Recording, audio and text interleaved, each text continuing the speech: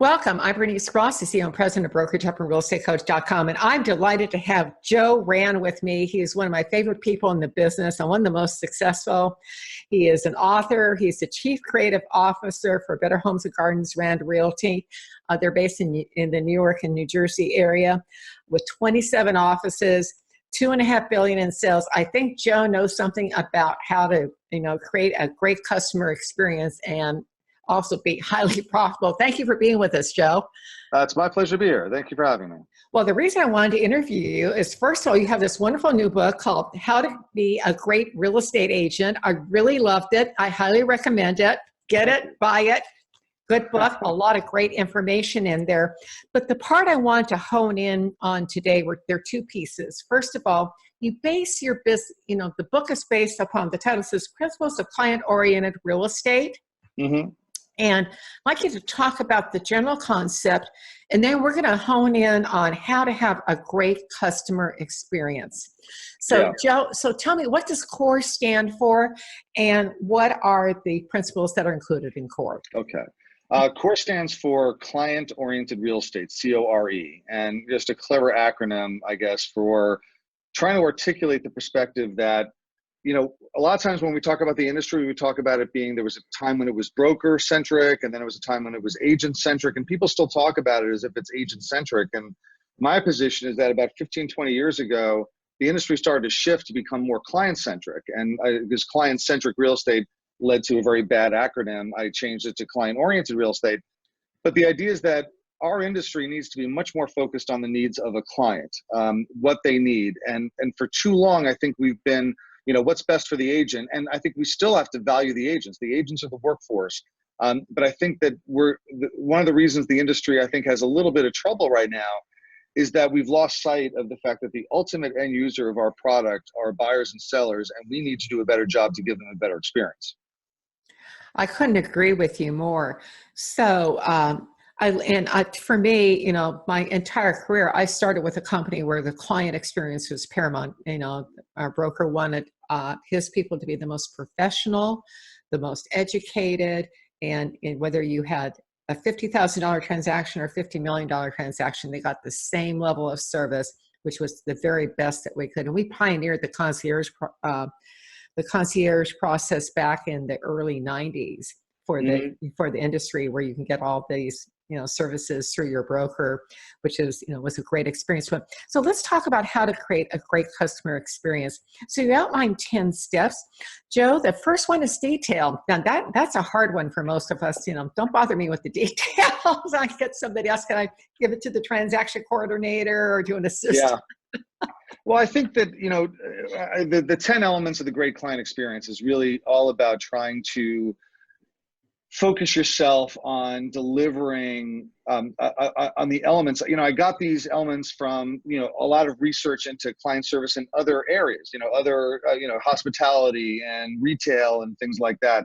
So, detail, attention to detail. One of the things that I think that we do very badly in this industry, and part of it is the fact that we come from this independent contractor tradition whereby a broker does not feel comfortable enforcing standards on agents. And so what you end up with is a lot of brokerages shy away from establishing protocols of how you should do things. You go to a Starbucks, you go to a Ritz-Carlton, there are enforced standards about how you treat the client.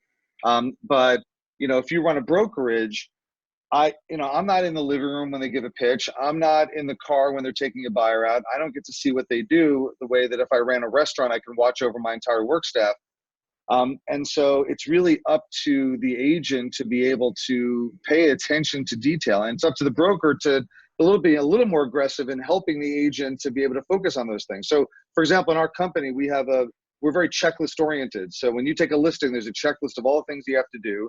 And it's supposed to help you to not miss details, not screw up on getting the sign ordered or something like that, because that's what happens when you wing it. When you wing it, you end up with trouble. And people notice the details. They seize on the little things if they're not right, as a way of coloring their entire experience.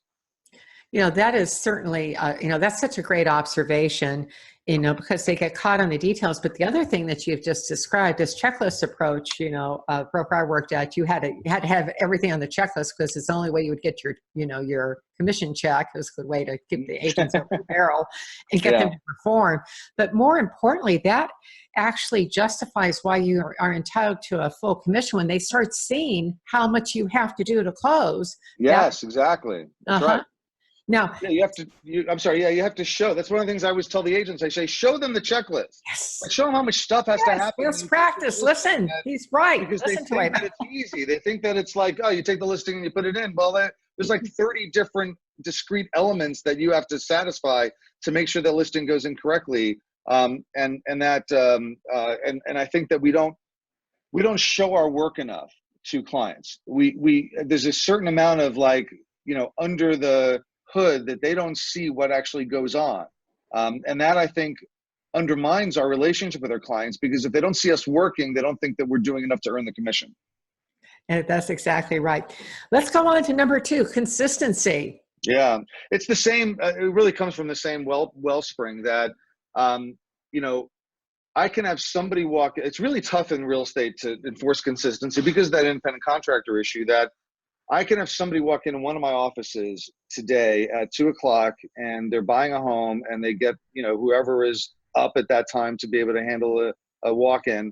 And then somebody else can walk into an office 3 miles down the road, get somebody else. And those two people can have two completely different experiences, because no matter what I do as a broker, even though those agents have access to the same program, same training, same resources, same tools, same back office, same everything, it's that last link in the chain, which is the agent performance, that it really determines what that experience is going to be. And again, I'm not in that living room. I'm not in that car. I don't get to monitor that. And so it's very frustrating because it's very tough to maintain that consistency. And so it's that same sort of process. You try to create consistency and attention to detail by setting out standards as a broker that is part of your supervisory responsibility, as part of your licensing responsibility, that you're allowed to enforce. You shouldn't shy away from it just because you're an independent contractor model, that you're allowed to, under terms of your licensing, make sure that the client has an experience that lives up to the fiduciary responsibilities that you probably have to them. Well, one of the great ways to check that, of course, you've got the checklist, which is great. And then the post-closing survey, that kind of holds their feet to the fire. And when they know they're going to get rated, yeah. It's also, for brokers listening, this is also a very important risk management tool. Now, number 3, I love enthusiasm. Yeah, rah, How do you rah. stay cranked up in this business without being on adrenaline and, motivated, pick yourself up when things go wrong? Listen, we all know this in our heads, that, your attitude is, you control it, you can determine it. It's just tough. Some mornings, some days, it's tough to get yourself into that mode. But, one of the things that I find interesting about enthusiasm is that sometimes enthusiasm is such a superficial, but highly available and noticeable element of the service experience, that sometimes it can hide all manner of sins. And also, I think we overvalue it to some extent. That we've all been to a restaurant. I think I use this example in the book. We've all been to a restaurant where the waiter comes over, the server comes over and is like, here's my name, and can I get you anything? And they're so excited, and you're like, it's infectious. And then your water doesn't get refilled, and they bring you the wrong soup and whatever. They're not good at their job. They just were enthusiastic about their job. Enthusiasm to me is one of those things that's necessary to be good at your job, but isn't sufficient, because you also have to have the skills and the expertise to be able to do what you need to do. But I don't think any of it happens without you really being passionate and enthusiastic about your job. And I think that I see that a lot. I think most agents are enthusiastic when they're working with clients. I think that the part of the job they dislike the most is the lead generation aspect of it. But, when they have a buyer and they like taking buyers out, they like showing houses, they like the work that goes into trying to market a listing, they like that. And I think they're mostly enthusiastic about it. Well, what you've just cited is number 4, essentially. It's, enthusiasm alone is not enough. You also have to have expertise. Yeah. And this is, obviously expertise is one of those necessary things. And it's one of those things that in any enterprise, any job you have, you need to know your stuff. You need to know what it is you're selling. You need to know how to sell it, all that kind of stuff. But you know what I think it's really hard. I think that we don't give agents enough credit for how difficult their jobs are.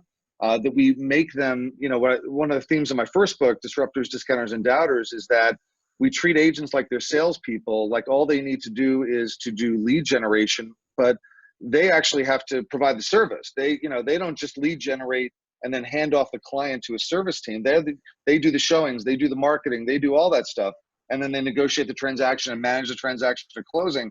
That's a lot of different types of skills they need to have. They need to have the skills of service. They need to have the skills of sales.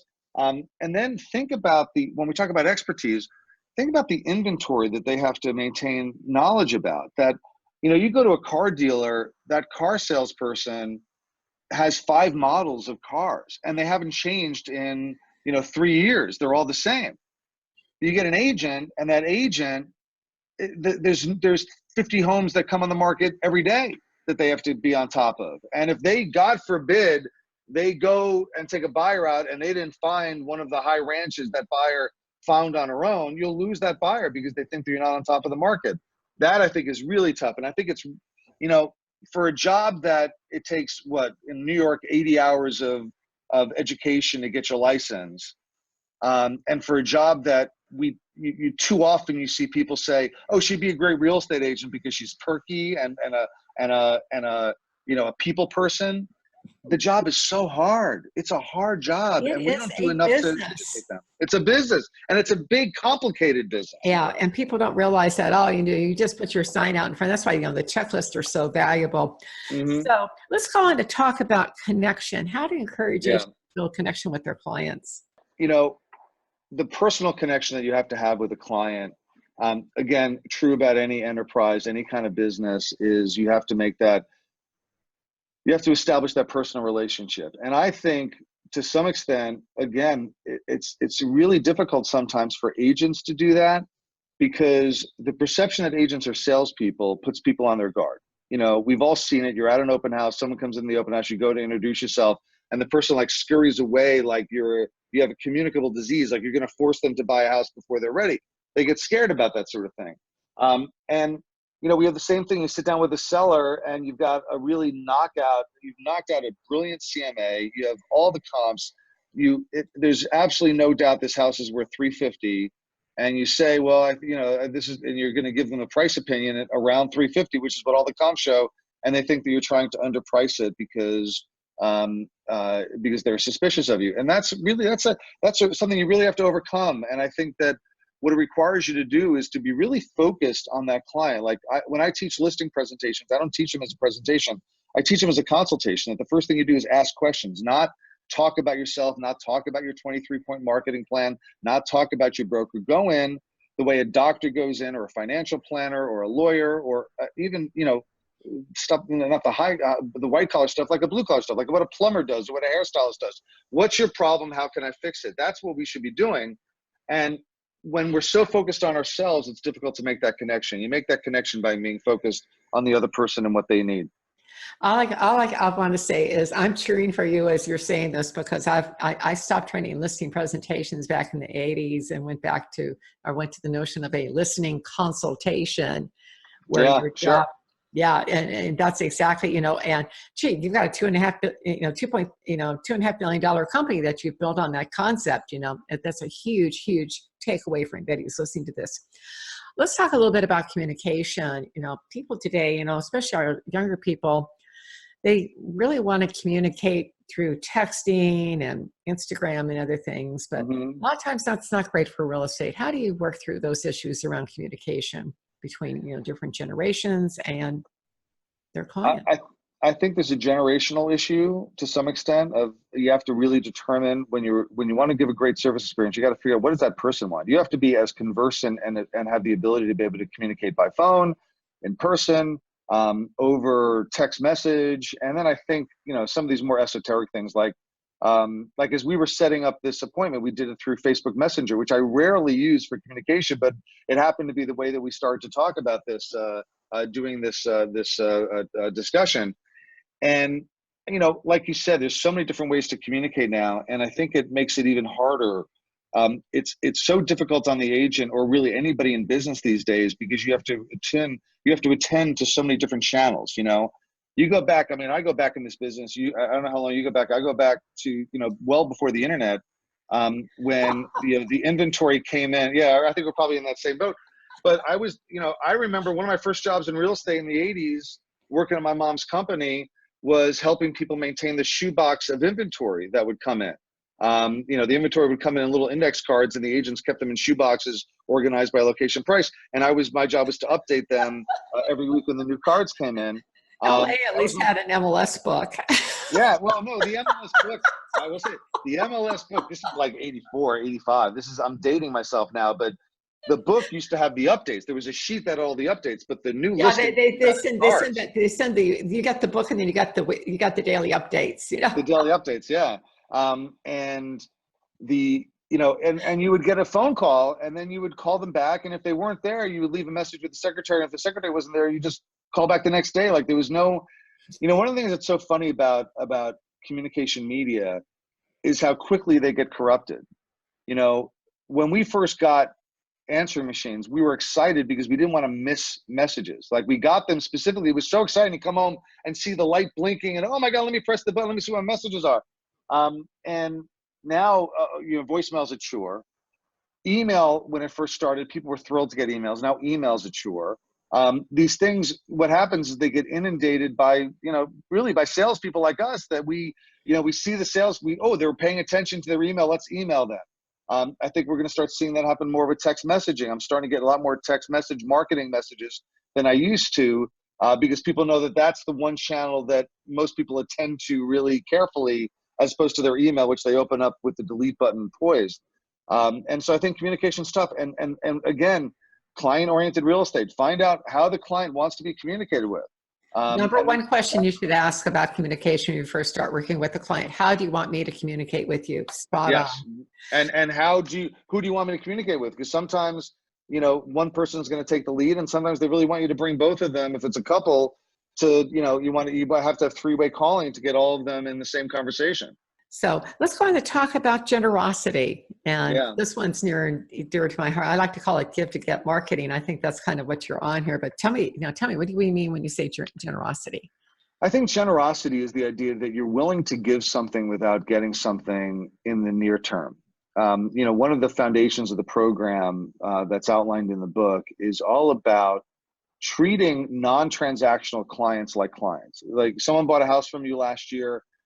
You don't think of them as a client anymore because they're not buying or selling, but you should think of them as they're still a client of yours. They just don't need to buy a home today. And we shouldn't define clients as people, only those who need to buy or sell a home, because the reason we're defining those people as clients is that's when we get paid. But there's a lot of services they need even when they're not really customarily willing to pay for them. And you have to be willing to be generous to do that kind of stuff for them. Send them mailings that aren't just marketing, but are informational market reports. We do market reports. We collect all the events in a community. We send them out on mailings to say, here's what's going on the next couple, this seasonal. We do it every season. So here's what's coming up this spring. We're right now putting the finishing touches on our summer guide. And we have somebody whose job it is to go and collect all these things and to find out where every fireworks display is, when it is, and write it all up, and then we send it out to all the clients in the middle of June. It's not, we're not getting paid for any of that, but it's about relationship building, and you have to be generous like that. People don't realize just how generous this industry is. They complain about the commission model, but when you call it a contingency instead of a commission, people realize, they think of it differently, and you realize I don't get paid a dime unless you actually close on a house. Every agent has had an experience working dozens, hundreds of hours with a client, and they didn't make $1 on it because the deal didn't close. The buyer didn't pull the trigger, deal fell apart, whatever else.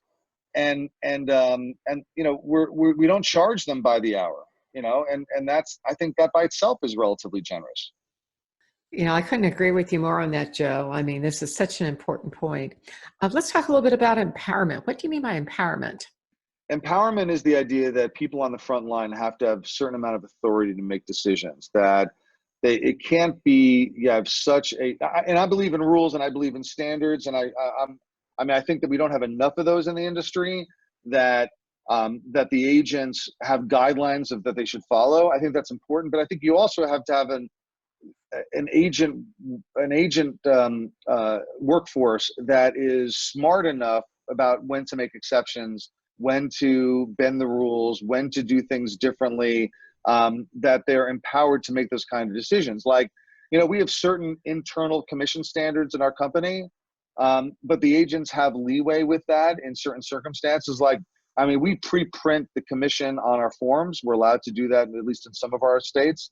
And where we can, we do, because we think it's important to set out what your standard is in writing. And the agents know they can cross it out if they need to, but at least they're establishing the standard so they can make exceptions. And the one thing we don't really allow leeway on are regulatory issues, but anything that's a company policy, we have to allow a certain amount of wiggle room so the agents can in exigent circumstances, make the right decision, Couldn't agree more. So this of course is one of the best predictors of both new agent and experienced agent success: resilience. Oh yeah. Resilience is basically the idea that there's, no matter how good you are, now, the best agents in the business have situations that go sideways, and I deal with them all because I'm the lawyer for the company. So if I talk to a client, that means that something's gone horribly, horribly wrong. The reason I've gotten called in is they went to the agent and the agent couldn't satisfy them, and they went to the manager and the manager couldn't do it, and the regional couldn't do it, and then it ends up on my lap. So I get the creme de la creme of the unhappy clients. And what I have discovered about resiliency is that it's never too late to save that relationship. That if people come to you and you say, all right, I understand you're not happy. Our job is to make you happy. So the details of what we did or didn't do that screwed up, that made you unhappy, is less important to me than what we have to do now to fix it. And if you fix it, here's what's interesting. When I ask people to give me their favorite stories of amazing client service, 95% of the time, it's about recovery. It's about resilience. It's about a situation that was awry and that got fixed because that's memorable. You go to a restaurant and they screw up your order, but then they give you something free. You remember that they gave you something free. You go to the hotel and they lost your reservation, so they upgrade you to a better room. You remember that. A great service experience sometimes isn't memorable because nothing really happened. You just were happy, but it doesn't stand out, but a recovery stands out. So I always look upon these situations with an unhappy client as an opportunity to blow them away by exceeding their expectations of how we're going to fix the problem. Well, that is so spot on. And this notion of fixing it, those are the magic words that Americans buy on. I want to wrap up today with the word delight. How can we delight our clients? Delight is one of my favorite thing about all this, is that great service experiences, what they really come down to is, did you do something that struck them as unexpectedly marvelous? It could be anything. It could be small, it could be big. Sometimes it's a minor thing. It's a thoughtful gift or a thoughtful gesture. I detail some examples in my book. Right at the beginning, I start by talking about like what makes great agent experiences, and doing the big things, getting the pricing right, and going above and beyond to try to find the right home for a buyer, and things like that. But I think that the best opportunities to create delight are situations where you think expansively about what service can I provide somebody. And I tell the story about a guy who used to buy rock salt at the first snow. He used to buy rock salt for all his favorite referral clients. He would buy a bag and then he would tie a little ribbon with a person on it and then drop it off at their house. And it was always like well received and it was nice. But then one day he did it and he gets a call back from one of his good, past clients who'd sent him a lot of referrals. And the guy explained how they'd had a terrible day. He and his wife had a terrible day. They'd been to the doctor. They got some bad news. They were all upset. They got in the car. They start driving home. They're kind of just in a bad state. And then it starts to snow. And he's like, oh, I got to drop my wife off and go out and get some rock salt. Like he's all bummed out about the fact that he can't even stay home with her to help, get through this moment. And then they come up and they see the rock salt on the front stoop and they just break out.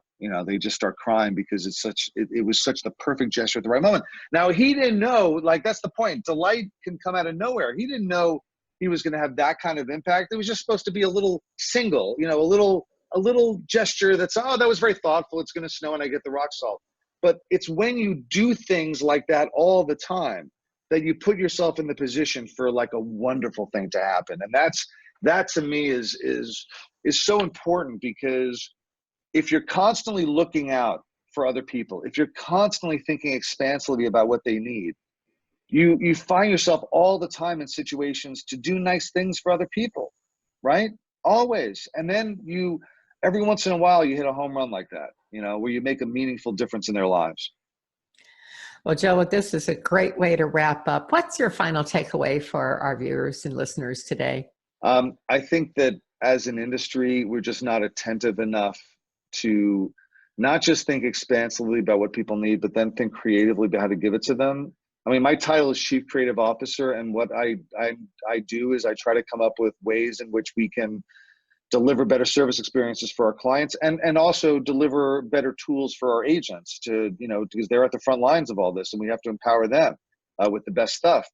And I think that as an industry, we need to be more creative. We need to, I hate to use the cliche, think outside the box, but we have to think, what is it people need and how can we give it to them? And look for those kinds of opportunities to expand our repertoire of the kinds of services we give, because if we don't improve the consumer experience in real estate, somebody else will. Somebody from outside the industry will, and that's when we'll be in real trouble.